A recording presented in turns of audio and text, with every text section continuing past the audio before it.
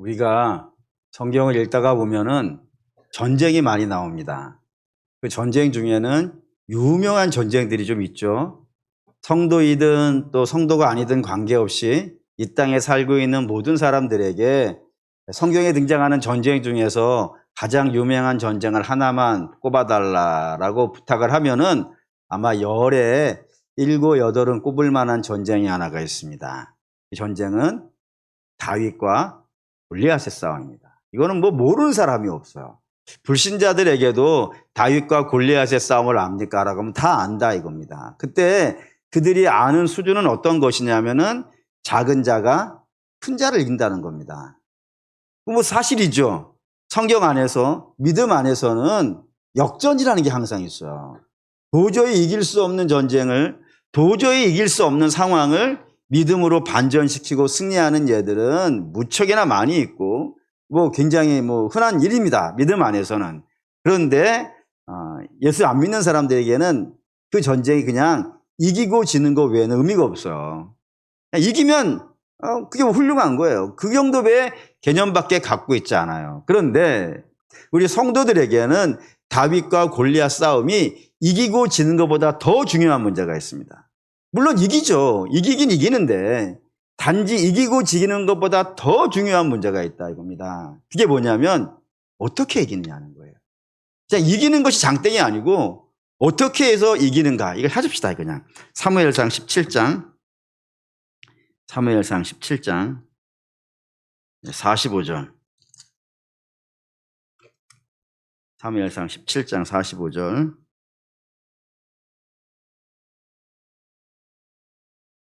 읽겠습니다. 다윗이 블레셋 사람에게 이르되 너는 칼과 창과 단창으로 내게 오거니와 나는 만군의 여호와의 이름 곧 내가 모욕하는 이스라엘 군대의 하나님의 이름으로 내게 나아가니라. 접지 마시고요. 예, 이 45절이 중요한 것은 이기고 지는 문제가 아니라 이겁니다. 그러니까 붙잡고 살아간 게 다른 거예요. 그러니까 골리앗은 뭐를 붙잡고 살아요? 칼과 단창과 뭐 이런 거를 의지하고 살아가는 사람이 블레셋 사람 골리앗이고, 반면에 믿음의 사람 다윗은 그런 칼도 없고 창도 없고 단창도 없단 말이에요. 근데 그가 가지고 있는 거 딱 하나 있는 겁니다. 그게 뭐예요? 만군의 여호와의 이름. 이 만군의 여호와의 이름을 세상은 알아줘요, 안 알아줘요? 안 알아주지. 그게 밥이 돼요, 쌀이 돼요, 뭐 떡이 돼요. 그거 갖고 오늘을 살 수 있는 건 아니잖아요. 그런데도 불구하고 믿음의 사람은 무엇을 갖고 싸우냐면은 이 믿음을 갖고 싸운다 이거예요. 그러니 우리는 이기고 지는 건 어차피 정해져 있어. 왜? 우리는 이겨요. 우리는 이기는 줄 믿습니다. 왜? 이기는 거 이기는 거야. 근데 어떻게 이기냐가 더 중요하단 말이에요. 세상의 방법으로 이기는 건 하나도 중요하지 않아. 우리가 이기는 것은 우리 하나님 믿음을 믿는 믿음 안에서 이기는 것. 이게 중요한 문제라 이겁니다. 그런데 제가 오늘 드리려는 건 이게 아니에요. 이게 핵심이긴 한데 이게 핵심이 너무 빛나. 너무 빛나가지고 정말 중요할 수도 있는데, 물론 이 믿음을 붙잡고 살아가는 것보다는 그렇게 중요한 건 아니지만, 그럼에도 불구하고 우리가 이 땅을 살아가는데, 성도로서 이 땅을 살아가는데 참 중요한 것이 여기에 있는데 그거를 이것 때문에 놓치고 가는 예들이 종종 있다 이겁니다. 그게 무엇이냐면은 다윗을 조롱한 사람이 골리앗 말고 한 명이 더 있었던 거예요. 우선 골리앗부터 볼까요? 골리앗 뭐라 하냐면은 42절 볼까요? 42절. 골리앗이 조롱한 것이 있어요. 읽겠습니다. 그 블레셋 사람이 둘러보다가 다윗을 보고 업신여기니 이는 그가 젊고 붉고 용모가 아름다움이라. 43절. 블레셋 사람이 다윗에게 이르되 내가 나를 개로 여기고 막대기를 가지고 내게 나왔느냐 하고 그의 신들의 이름으로 다윗을 저주하고 뭐 이렇게 해가지고 다윗을 조롱하는 이야기가 등장한다 이겁니다. 그러니까 골리앗은 다윗을 조롱한 사람이에요. 그런데 이 블레셋 사람 말고 또 한 사람이 다윗을 조롱을 한다 이겁니다. 누구겠어요? 또 볼까요? 28절 읽겠습니다. 큰형 엘리압이 다윗이 사람들에게 하는 말을 들은지라 그가 다윗에게 노를 바라여 이르되 내가 어찌하여 이리로 내려왔느냐 들에 있는 양들을 누구에게 맡겠느냐 너는 내 교만과 내 마음의 완악함을 아노니 내가 전쟁을 구경하러 왔도다 라고 하면서 다윗을 전쟁이나 철없이 전쟁이나 구경하러 온 못난이 바보 이렇게 취급해버린 사람이 하나가 더 있었다 이겁니다. 그게 누구예요? 장형 엘리압이라고 돼 있다 이겁니다. 큰형, 제일 큰형 엘리압이 다윗을 조롱했어요. 그러니까 다윗을 이 17장에 조롱한 사람은 둘이에요. 하나는 이방인 블레셋 장군 골리앗, 그리고 또 하나는 이스라엘 사람이고 같은 아버지를 가지고 있는 장형 엘리압이 조롱을 한 거예요. 그런데 이 둘 중에서 다윗은 누구하고 싸웁니까? 라는 겁니다. 골리앗하고 싸우는 거예요. 그러니까 똑같은 종류의 조롱을 받았단 말이에요. 그러니까 나의 자존심을 뭉갠 거예요, 지금. 골리앗도 뭉갰고 장형도 놀렸어요. 근데 어떻게 생각한다 보면은 저 블레셋 사람이야. 나를 모르는 사람이니까. 그런다 치지만 그래도 형은 나를 알아주고 인정해줘야 되는 사람 아니겠어요. 그 형한테부터 조롱을 받았다 그러면 어쩌면 더 기분 나쁠 수도 있을 수 있지 않겠습니까? 그러니까 이게 기분 나쁘다는 관점으로 본다면 엘리압이 나를 조롱한 것이나 원수 골리앗이 나를 조롱한 것은 다 기분 나쁜 일이라 이거예요. 그런데 다윗은 골리앗하고만 싸운다 이겁니다. 그러면 다윗을 기분 나쁜 것은 자기를 조롱했기 때문만은 아니겠죠. 만약에 자기를 조롱했다는 것이 기분 나쁘면 형하고도 싸워야 되는 것 아니겠어요. 근데 형은 안 싸운다니까요. 유일하게 싸우는 것은 골리앗이라 이겁니다. 그러면 자기를 조롱하고 자기를 놀린 것으로 싸우는 것은 아닌 거예요. 그러면 다윗은 왜 골리앗과 싸우기로 결정했을까요? 그 이유가 있습니다. 그 이유는 더 엿봅시다. 45절 다시 읽겠습니다. 다윗이 블레셋 사람에게 이르되 너는 칼과 창과 단창으로 내게 나오거니와 나는 만군의 여호와의 이름 곧 내가 모욕하는 이스라엘 군대의 하나님의 이름으로 내게 나아가노라 하면서 다윗이 내가 싸우는 이유는 뭐라고요? 네가 하나님을 조롱했다 이거. 네가 하나님을 모욕했다고요. 그러니까 다윗의 싸움이 어디에 붙어 있는 줄 알아야 돼요. 다윗의 싸움은 자기를 조롱하고 자기를 멸시하고 자기를 천대하는 사람을 가지고 싸우고 있는 것이 아닌 거예요. 뭐 때문에 싸우고 있냐면은 하나님을 조롱하고 하나님을 모욕하고 하나님을 무시한 그것에 분노하여서 거기에 싸움을 붙이고 있는 것이 다윗이라 이겁니다. 그렇다면은 이제 이걸 갖고 우리 묵상할 수 있어요. 성도는 어디가 싸워야 되냐 이겁니다. 성도는 어디에 싸울까요? 어떠한 방향에서 무엇을 갖고 성도는 싸울까요? 물론 우리가 우리 자신을 조롱하고 멸시하는 거 기분 나쁘죠. 한마디 할 수 있어요. 다윗도 한마디 했어요. 다윗이 한마디 한 거 보시죠. 29절 읽겠습니다. 다윗이 이르되 내가 무엇을 하겠나이까 어찌 이유가 없으리요 하면서 내가 괜히 그러겠습니까? 하고 쓴소리를 한번 쳤어요. 그래서 한마디는 한단 말이에요. 근데 목숨 걸고 싸우는 싸움은 자기를 조롱하고 멸시한 싸움 때문에 싸우는 것이 아니라 하나님이 조롱받고 있는 이 문제를 갖고 싸우고 있더라 이겁니다. 그러면 성도의 싸움도 마찬가지지 않겠어요? 나에게 조롱한 사람에게 대해서 한마디 할 수야 있겠지만 그건 죽고 사는 싸움을 하는 게 아니에요. 성도가 싸우는 건 역시 어디겠습니까? 하나님이 조롱받고 있는 것, 하나님 무시당하고 있고 하나님 멸시를 당하고 있는 그곳이 싸움의 자리가 아니겠냐 이겁니다. 그게 오늘 이 골리앗 싸움에서 중요한 부분이 되어져요. 근데 구약에서는 이 문제를 갖고 다윗이 싸웠다면 신약에도 이 문제를 갖고 싸우는 사람들이 있는 겁니다. 하나님이 왜곡당하고 하나님이 공격당하고 하나님이 조롱받으며 진리가 훼손되어지고 있는 자리에서 싸우고 있는 사람들이 등장하더라 이겁니다. 그게 누구겠어요? 이게 사도입니다. 사도가 구약에는 다윗이 이걸 갖고 싸웠다면은 신약에는 사도들이 이 문제를 갖고 싸우고 있다 이겁니다. 그중에 가장 대표적인 사람이 오늘 저와 여러분이 읽은 이 요한 사도가 되어진다 이겁니다. 이 요한 사도 한번 생각을 해보셔야 됩니다. 요한 사도에게는 별명이 하나가 있습니다. 아주 유명한 별명. 뭐 예레미야는 눈물의 예언자 뭐 이렇게 불리듯이 이 요한 사도에게도 굉장히 중요한 별명이 하나가 붙어 있습니다. 혹시 아실까요? 사랑의 사도라고 합니다.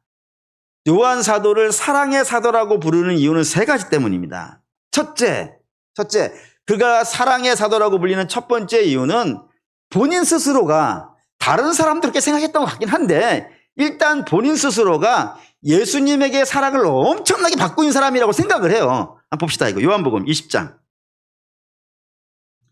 요한복음 20장 26절.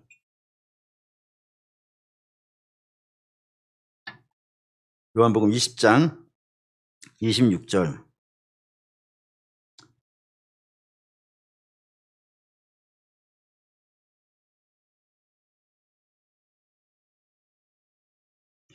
예. 여기 아닌데. 예. 죄송합니다. 19장 26절이네. 19장 26절. 나이가 한 살 한 살 먹어가니까 잘 안 보여요. 19장 26절 읽겠습니다. 예수께서 자기의 어머니와 사랑하시는 제자가 곁에 서 있는 것을 보시고 자기 어머니에게 말씀하시되 여자여 보소서 아들이니이다 하고요. 그러니까 이 요한인데 요한이 자기를 뭐라고 부르고 있는 거예요? 사랑하시는 제자라고. 그 누구의 사랑을 받고 있는 거예요? 그래서 그런지 몰라도 레오나르도 다빈치가 그린 최후의 만찬이라고 하는 그 성화가 있어요. 그 성화에 예수님 옆에 있는 가장 옆에 붙어 있는 아주 어려 보이는 다른 사람은 이렇게 수염도 많이 나 있고 막 이런 모습인데 몸이 미소년 같은 소년이 하나가 있어요. 그게 누구냐면 요한이에요. 그러니까 요한이라고 하는 사도는 누가 봐도 예수님에게 사랑을 가장 많이, 아마 나이가 어려서 그랬을 것 같아. 모든 제자 중에서 제일 어려서 그런지 몰라도 예수님의 사랑을 정말로 많이 받은 사람이에요. 그래서 우리 흔히 그런 말 쓰지 않습니까? 사랑은 누가 한다고요? 사랑은 누가 합니까? 사랑을 많이 받아본 자가 하지 않습니까? 사랑하는 우리 주님의 귀한 성도 여러분, 여러분도 사랑을 많이 받기를 바랍니다.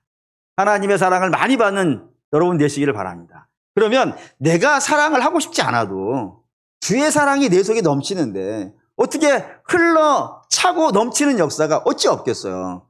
올해 2025년 이 세상에 하나님의 사랑을 받는 순위로 따진다면 2등하지 않기를 바랍니다. 다 1등 합시다.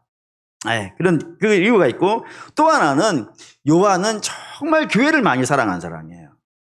얼마나 그가 교회를 많이 사랑하냐면 이 요한계시록이 반모섬에 끌려가가지고 거기에서 받은 말씀인데, 거기에 끌려가가지고 사도 요한이 늘 근심하고 있는 문제가 뭐냐면은 내가 남겨놓고 온 교회가 어떻게 될 것인가. 목자 없는 양같이 되어졌는데 저 교회 어떻게 될 것인가. 그 문제 갖고 날마다 기도한 것 아니겠어요. 그렇게 날마다 기도하다가 하나님께서 염려하지 말라고 보여준 것이 요한계시록이에요. 그래서 요한계시록의 주제는 뭐겠습니까, 여러분? 요한계시록의 주제는 교회는 승리한다 이겁니다. 아무리 어려운 일이 있고 아무리 힘든 문제가 있다 하더라도 교회와 성도는 결코 망하지 않는다. 왜? 여러분도 교회와 성도가 망하지 않는다는 믿음이 있으십니까? 왜 안 망한다는 거예요? 주가 함께 하십니다. 세상하고는 다른 거예요, 여러분. 세상은 자기 힘으로 사는 데지만 자기 힘은 좋았다가 나빴다 하고 결국에는 이 세상의 모든 것은 다 어떻게 되어져요? 후패에 가요. 육체도 후패에 가고 나라도 후패에 가고 기업도 후패에 가는 거예요. 뭐든지 잘 됐다가 다 안 되는 때가 있어요. 그런데 하나님은 영원한 분 아니겠어요? 그럼 그 영원한 분이 붙잡고 있는 교회는 왜 그게 망하겠습니까? 성도가 왜 망하겠어요? 단지 지금은 사망의 묻침한 골짜기를 지나갈 수는 있어. 하지만 우리의 끝은 어디예요?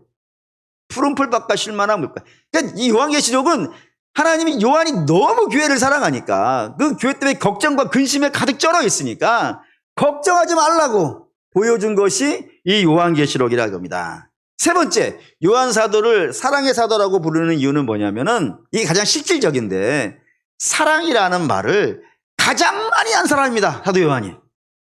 얼마나 많이 하느냐? 요한복음, 요한 1, 2, 3서, 요한계시록 5권을 썼는데 이 5권 안에 사랑이라는 말을 94번을 씁니다. 목사님 94번을 쓴 게 많이 쓴 겁니까? 라고 물어보실 수 있는데 숫자로는 제일 많이 쓴 사람은 바울입니다. 바울은 98번을 씁니다. 목사님, 바울이 사랑이라는 말을 더 많이 썼으니 바울이 사랑의 사도가 아니겠습니까? 라고 물어보실 수 있습니다. 그런데 숫자로는 그렇지만 이 책의 양으로 본다면 좀 달라져요. 그러니까 사도 바울은 20절에 한 번씩 써요. 20절에 한 번씩. 이런 거를 조세요. 이런 거 좀 놀래주세요. 20절마다 한 번씩 사랑을 써요. 그럼 요한은요, 15번 만에 한 절씩 써요. 15절 쓰면은 사랑 한 번 써요. 15, 그러니까 평균적으로. 어떤 데 요한일서 같은 데 가면은 사랑을 막 사랑 내 사랑이야 막 이렇게 막 나와요. 막 어마어마하게 써대요. 그래서 사랑의 사도라고 부른다 이겁니다. 그러니 사랑이라는 말을 많이 하는데 나쁜 말을 할 수군요. 없지 않겠어요. 사랑이라는 말을 많이 하는 사람일수록 나쁜 말은 들을 수밖에 없지 않겠습니까? 그러니까 그만큼 안 좋은 말을 많이 안 해요. 사실 사도 요한, 우리가 앞으로 보겠지만 요한일서에 사랑하는 형제들아, 우리가 사랑을 하되 말과 혀로만 하지 말고 행함과 진실함으로 하자 그런다고요. 그래서 자기가 사랑을 하는 걸 말로 때우려고 하지 않는 거란 말입니다. 사랑과 행함으로 진실함으로 하기를 원하는 것이 사랑인데, 그런 사람이니 얼마나 사랑이 많겠어요. 그런 사람이 오늘 험한 말을 한 거예요. 엄청나게 험한 말을 한 거예요. 그 험한 말을 보시죠. 다시 22절 읽겠습니다. 거짓말하는 자가 누구냐? 예수께서 그리스도이심을 부인하는 자가 아니냐? 아버지와 아들을 부인하는 그가 적그리스도니라 라고 했다 이겁니다. 뭐가 험한 말인 거예요? 적그리스도, 그러니까 우리는 이게 적그리스도 하면은 이렇게 나쁜 건 알겠는데 이게 험한 욕이라는 느낌은 잘 안 들더라고요. 이게 우리말이어서 그런 것 같아요. 우리식으로 말한다면 이런 뜻이 되어져요. 저 거짓말하는 자는 십자가의 원수라. 원수라 그런 거예요. 원수라. 사랑을 많이 말하는 사람이, 사랑해야 한다고 하는 사람이 어떤 부류의 사람을 향하여서는 너는 내 원수라, 그리스도의 적이라, 십자가의 대적자라, 이런 식으로 불렀다 이겁니다. 어떤 사람을요? 거짓말하는 사람을. 여기서 거짓말은 그냥 우리가 일반적으로 쓰는 그런 거짓말도 있을 수 있겠지만, 오늘 사도 요한이 말하는 거짓말은 그런 류의 거짓말이 아니라 어떠한 류의 말을 거짓말이라고 했냐면 예수가 그리스도임을 부인하는 자라 했어요. 그러니까 예수가 그리스도라는 사실을 부인하는 자가 거짓말하는 자고, 이 거짓말하는 자는 내 원수라 라고 이야기한 거라 이겁니다. 그럼 예수가 그리스도라는 말이 도대체 뭐길래 사도 요한, 사랑의 사도가 넌 내 원수야 라고 이야기할 정도로 험하게 말을 하는 걸까요? 이 예수가 그리스도라는 것을 가장 잘 설명하는 그 표현을 한번 보시죠. 요한복음 1장 14절입니다. 요한복음 1장 14절.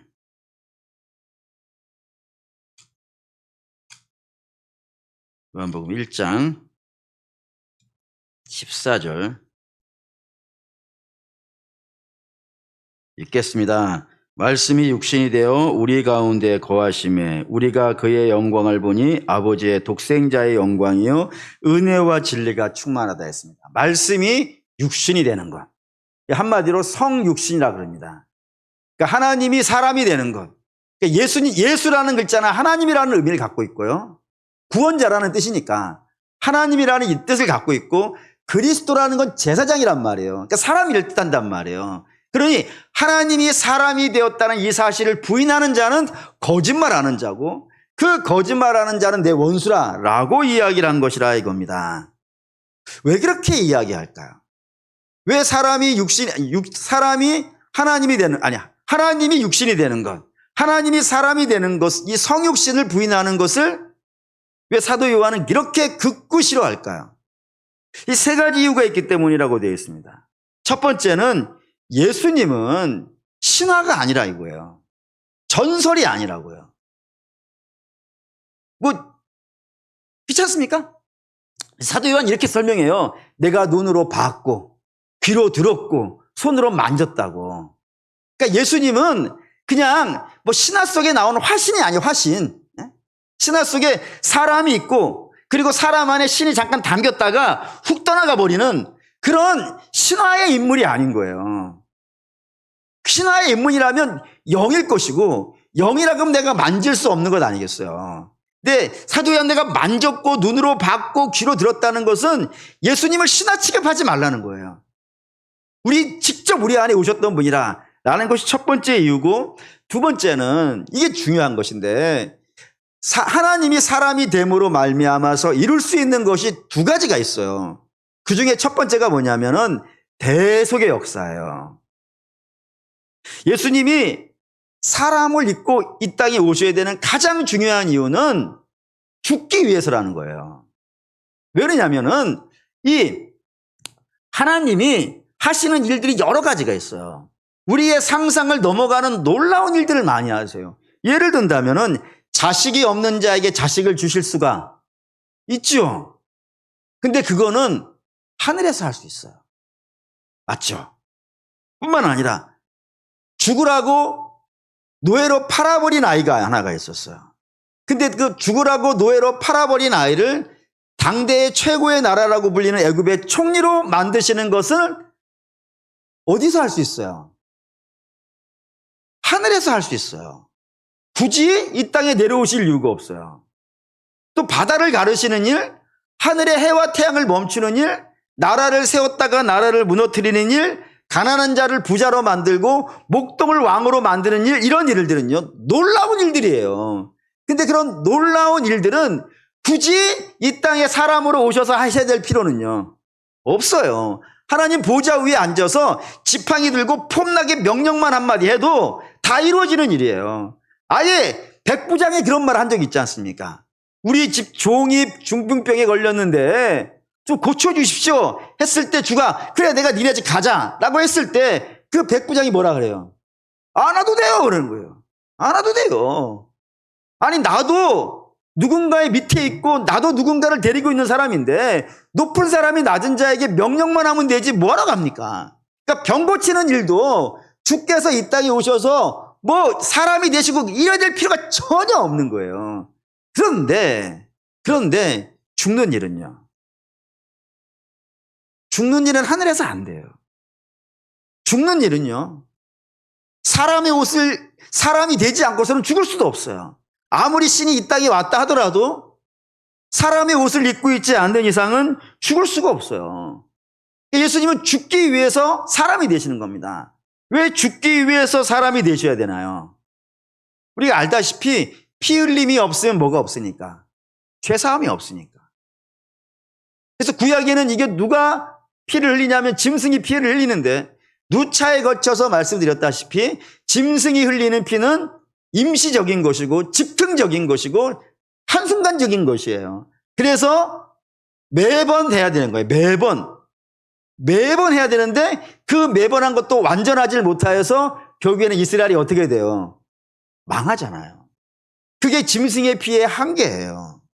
그러니까 그렇게 매번 해야 되고 매번 해도 완전하지 않은 그런 피 말고 진짜 온전한 피. 온전한 피라는 건 어떤 피냐면은 죄 없고 흠 없는 자의 피. 그게 누구밖에 없겠어요? 하나님밖에 없지. 그러니까 하나님이 이 땅에 오셔서 사람이 되셔가지고 사람의 죄를 대신 지고 죽으시는 것, 그 일을 하시기 위해서 성육신 일을 하시는 겁니다. 세 번째, 주께서 사람이 되셔야 되는 기본적인 중요한 세 번째 이유는 부활하시기 위해서입니다. 왜 부활하시기 위해서 사람이 되셔야 되냐면은 여러분 죽음이라는 건 뭐의 상징이에요? 죄의 상징이죠. 그럼 부활은 뭐의 상징이겠어요? 죄가 죽음의 상징이라면 부활은 뭐의 상징이겠어요? 죄사함이에요. 그러니까 죄사함이 일어났다는 상징이 부활이에요. 이거 사도 바울이 얘기한 겁니다. 보시죠. 고린도전서 15장 15절 16절.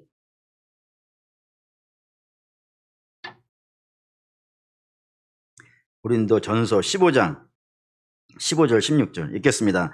또 우리가 그리스도의 거짓 증인으로 발견되리니 우리가 하나님이 그리스도를 다시 살리셨다고 증언하였습니다. 만일 죽은 자가 다시 살아난 일이 없으면 하나님이 그리스도를 다시 살리지 아니하셨느니라. 만일 죽은 자가 다시 살아난 일이 없으면 그리스도도 다시 살아난 일이 없을 터이요. 17절 살아나신 일이 없으시면 너희의 믿음도 헛되고 너희가 여전히 죄 가운데 있는 것이라고요. 주가 살아나신 일이 없으면 우리는 여전히 죄가 아래에 있다니까 죄사함이 안 일어난 것 아니겠어요. 그러니 주께서 부활하셨다는 것으로 우리는 뭐를 확인할 수 있는 거예요? 우리가 죄사함을 받았다는 걸 증명하는 거예요, 그게. 그러니 세상 사람들은 부활이 없다라고 막 우긴다 하더라도 저와 여러분들은 굳고 싸워야 되는 거예요. 왜냐하면 부활이 없다 그러면은 우리는 여전히 죄인인 거야. 우리 믿음이 아무런 의미가 없어. 그래 주가 우리를 위해서 부활하셨기 때문에 우리는 이제 뭐가 된 거예요? 죄사함을 받은 거예요.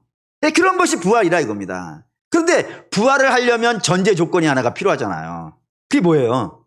죽는 거지. 근데 죽는 건 다시 앞으로 가서요. 사람이 죽지 신이 죽겠어요. 그러니 주가 이 땅에 사람으로 오시는 거로 말미암아 우리가 믿는 믿음이 신화나 전설이 아니라는 것이고 주가 이 땅에 사람으로 오셔서 죽으심으로 말미암아 우리의 죄가 속함 받았다는 것이고 주가 우리를 위해 부활하심으로 말미암아 우리가 이제 죄사함 받아서 하나님의 자녀가 되었다는 이 사실을 몽땅 다 증명하는 것이 되어진다 이겁니다. 그게 성육신이에요. 그러니 이 문제를 성육신을 부인해 버린다면은 지금 우리가 말씀드렸던 것, 제가 여러분에게 증거했던 것, 예수님은 사실이고 예수님은 우리의 대속자이며 예수님은 우리의 구원자라고 하는 이 모든 복음의 사실이 다 어떻게 되는 거예요? 싹 다 무너져 버리는 거예요. 싹 다 무너져 버리는 거예요. 그러면 우리는 하나님의 심판을 받아서 망하게 될 거예요. 그러니 이거 여러분 싸워야 될 문제예요? 안 싸워야 될 문제예요? 싸워야 될 문제예요. 이거 엄청 싸워요. 요한 다른 데서 보시죠. 요한 2서 보시죠. 요한 2서 1장 7절. 요한 2서 2장 7절. 요한 2서 1장 7절. 요한 1서 1장 7절 읽겠습니다. 미혹하는 자가 세상에 많이 나왔나니 이는 예수 그리스도께서 육체로 오심을 부인하는 자라. 이런 자가 미혹하는 자요 적그리스도라고 똑같은 말이 등장했죠. 이 사람들 어떻게 하라고 되어 있냐면 10절입니다. 10절 읽겠습니다. 누구든지 이 교훈을 가지지 않고 너희에게 나아가거든 그를 집에 들이지도 말고 인사하지도 말라고요. 예. 그 이단이니까 인사하지도 마. 만나지도 말고. 예수 그리스도가 사람으로 오셔서 우리를 대속하시고 우리의 죄를 사하셨다는 이 사실을 부인하는 자는 만나지도 말고 인사하지도 말고 집에 들이지도 마. 이 정도로 말하는 문제가 되어진다 이겁니다. 이런 싸움이 바울도 해요. 바울도 보시죠. 바울 갈라디아서 1장 6절 9절. 갈라디아서 1장 6절 9절입니다. 갈라디아서 1장 6절에서 9절 읽겠습니다. 그리스도의 은혜로 너희를 부르신 이를 이같이 속히 떠나 다른 복음을 따르는 것을 내가 이상하게 여기노라. 다른 복음은 없나니 다만 어떠한 사람들이 너희를 교란하여 그리스도의 복음을 변하게 하려 함이라. 그러나 우리나 혹은 하늘로부터 온 천사라도 우리가 너희에게 전한 복음 외에 다른 복음을 전하면 저주를 받을지어다. 우리가 전에 말하였거니와 내가 지금 다시 말하노니 만일 누구든지 너희가 받은 것 외에 다른 복음을 전하면 저주를 받을 것이라고요. 예수께서 육신을 입고 이 땅에 오셔서 우리를 위해 죽으시고 우리를 위해 부활하셨다고 하는 이 복음의 진리 외에 다른 이야기를 하는 사람은 하늘의 천사라 하더라도 저주를 받아야 된다. 이 저주란 말을 몇 번 썼어요? 2번 썼어요. 언제나 말씀드리지만 반복은 강조입니다. 똑같은 말을 2번 쓴다는 것은 이건 도무지 용서할 수 없을 만큼 심각한 문제라고 선포하고 있는 장면이라 이거예요.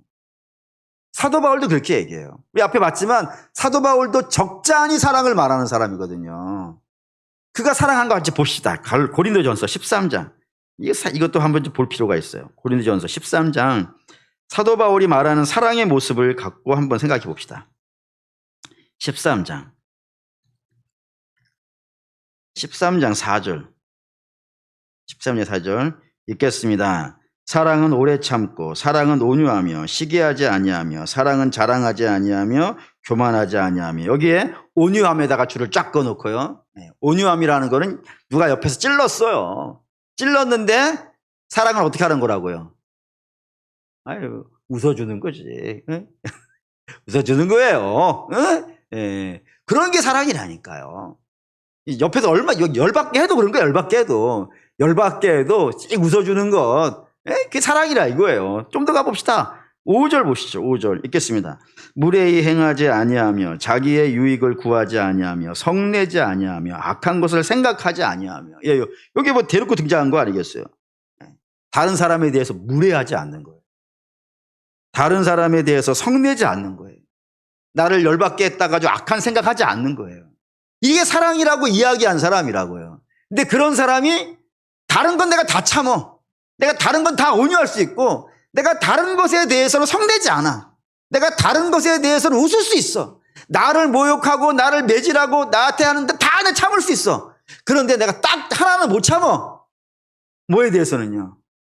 예수 그리스도가 우리를 위해 죽으셨다라고 하는, 우리 주님이 육신을 입고 이 땅에 오셔가지고 우리를 위해 죽으셨다고 하는 이 사실 하나, 이거를 가지고 나한테 시비 거는 사람은 난 도무지 못 참어. 이거는 원수야. 이건 축제사전 나오고 싸울 거야 라고 하고 있는 것이 바울이라 이거예요.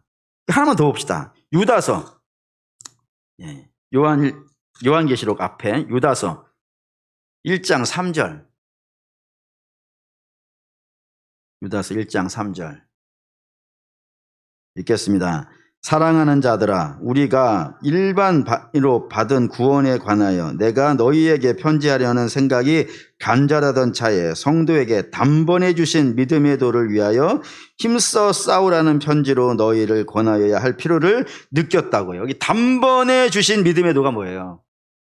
십자가예요. 여기 하나님이 육신을 입고 이 땅에 오셔서 우리를 위해 죽으시고 부활하셨다고 하는 그 십자가의 도가 단번에, 매번 하는 게 아니라 단번에 드려진 도라고요. 이 도를 위해서 너희는 어떻게 하라고요? 싸우라고. 대놓고 싸우라 그런다니까요.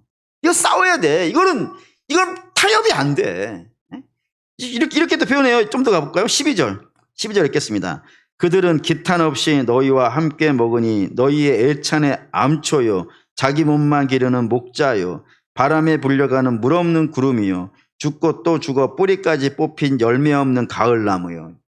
이거 그리스도의 십자가의 도를 부인하는 자, 주께서 육신을 입고 이 땅에 오셨다는, 예수께서 그리스도가 되셨다고 하는 이 사실을 부인하는 자들의 모습이에요. 저들은 그냥 암초덩어리에 지나지 않고, 저들은 자기 몸만 기르는 목자라면 쓸데없는 거 아니겠어요? 목자는 뭐 하는 사람이니까?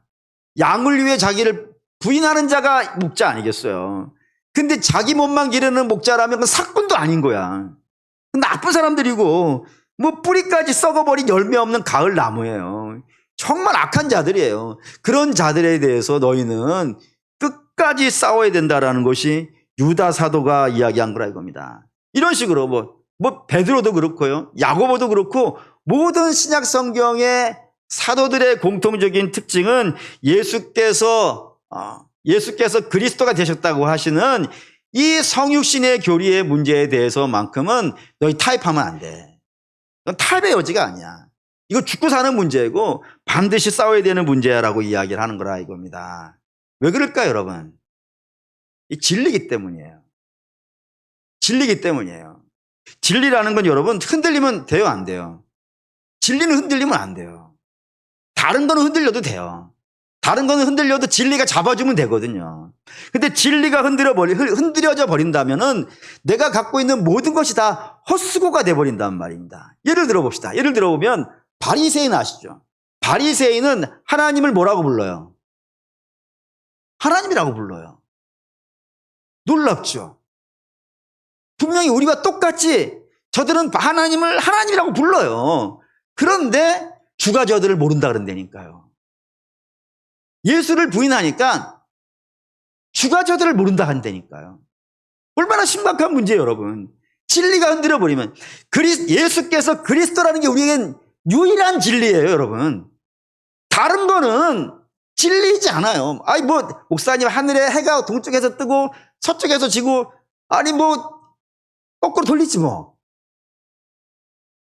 아니, 묻자고 한 얘기지만. 아니, 뭐, 불가능한 것도 아니잖아요. 아니, 우리에게 유일한 진리가 있다 그러면은 세상은 다 변하는 것 아니겠어요. 예전에는 뭐 그런 거 있지 않습니까? 예전에는 우리나라 동해안에서 명태가 많이 잡혔대잖아요. 근데 명태가 없대. 물이 뜨거워져가지고. 뭐, 미안해요. 아니, 그러니까 기온도 바뀌고 날씨도 바뀌고 다 바뀌어. 세상의 모든 건 하나가 없어요. 그런데 예수께서 그리스도라는 거 이거 하나만큼은 우리에게 흔들리지 않는 진리 아니겠어요. 그러니까 성도는 이 진리를 갖고 싸워야 된다 이겁니다. 마지막 하나만 더 봅시다. 마태복음 7장 24, 27절. 마태복음 7장 24절에서 27절.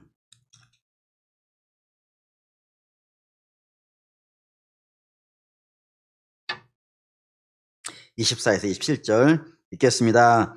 그러므로 누구든지 나의 이 말을 잘 듣고 행하는 자는 그 집을 반석 위에 지은 지혜로운 사람 같으니 비가 내리고 창수가 나고 바람이 불어 그 집에 부딪히되 무너지지 아니하나니 이는 주추를 반석 위에 놓은 까닭이요 나의 이 말을 듣고 행하지 아니하는 자는 그 집을 모래 위에 지은 어리석은 사람 같으니 비가 내리고 창수가 나고 바람이 불어 그 집에 부딪힘에 무너져 그 무너짐이 심하니라 했습니다. 여러분 이거 잘 이해하셔야 됩니다. 간혹 이거를 잘 못 이해하시는 분이 계셔가지고 문제가 되는데 이 말씀 지금 우리가 읽은 것은 집을 잘 지읍시다라는 겁니까? 아니면 집을 어디다 지어야 된다는 얘기입니까?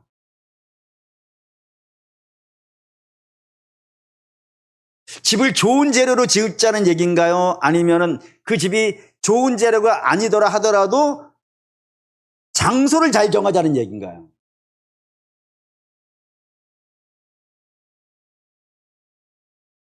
이게 찬송가가 이게 우리에게 좀 오해를 끼쳐서 그래요. 잘 짓고 잘 짓세 우리 집 잘 짓세. 요 찬송가가 요게 원래 저자가 그 시를 지었던 분의 의도하고 관계없이 우리는 느낌이 집을 어떻게 짓느냐를 중요하게 여긴단 말이에요. 근데 여러분 이렇게 얘기합시다. 잘 사는 사람은 부자가 잘 사는 사람이에요? 예수 믿고 사는 사람이 잘 사는 사람이에요? 혹시 자신이 없으실까 이 부분에 대해서? 다시 잘 사는 사람은 돈이 많은 사람이 잘 사는 사람이에요? 아니면은 예수를 잘 믿는 사람이 잘 사는 사람이에요? 그렇지. 그러니까 우리는 그렇게 얘기하잖아요, 다. 어? 저 사람이 뭐 예를 들어 뭐 어느 회사의 뭐 회장님은 우리는 저 사람을 잘 산다고 그러지 않아요. 우리 뭐라 그래요? 부자로 살아요 그러는 거예요. 어디서 제가 누구네 집 부자래 그런데 뭐 차가 몇 개 있고 이렇게 얘기하면 절대 안 돼요, 여러분. 그 부자로 사는 거예요, 부자로.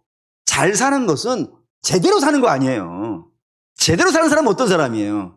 예수 믿고 사는 사람이에요. 그럼 잘 짓는 것도 마찬가지죠. 잘 짓는 것은 어디다가 짓는 거예요.